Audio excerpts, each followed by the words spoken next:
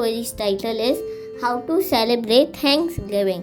Holiday Traditions, Rituals and Rules in a Delightful Story by P.K.Hallinan. Don't forget to like, share and subscribe. Today is Thanksgiving and an icicle breeze nips at your window and whips up the leaves. What a morning! The cold autumn haze brings visions of pilgrims and Indians and maize.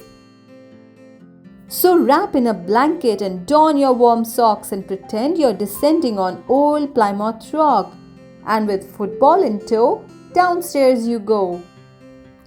Already the kitchen's beginning to swell with all the aromas you know oh so well. The scent of potatoes rises lightly on air. The fragrance of turkey encircles your hair. And the pie slowly baking, it's apple you're guessing, while celery stalks boil to help make the dressing. And you gladly pitch in, rolling dough nice and thin. Then it's off to the den where the TV is tuned to a colorful parade, full of floats and balloons. And you watch for a while, but soon it's all done. And you roll out of the door for a stroll in the sun. And the chilly air tweaks your nose and your cheeks.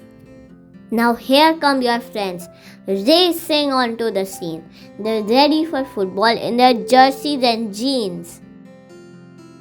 So you quickly choose sides and mark off the goals using jackets and earmuffs and telephone poles. Then with one mighty kick, the game starts to click. And oh, what a game! So many trick plays. You sneak to the mailbox, then streak the wrong way. But then a long pass over driveway and grass is caught near the earmuffs. A touchdown at last! And everyone sighs as you end in a tie. Later, back home, you quickly get dressed and shine like a diamond to impress all your guests. And here they are now. It's the whole family clan. Why, it's dear Auntie Pansy and big Uncle Stan, and everyone's bearing some food for the sharing. Soon there are roomfuls of nephews and nieces. The cat's on the table. The dog's got the sneezes. And Uncle Tobias is asleep in the chair, while Petty, the parakeet, creeps in his hair, and the whole house resounds with hilarious sounds.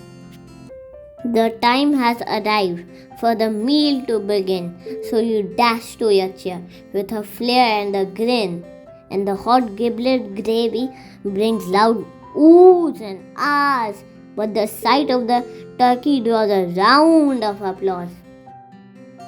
Then all heads are lowered as you join in a prayer, giving thanks for your blessings and gifts waiting there.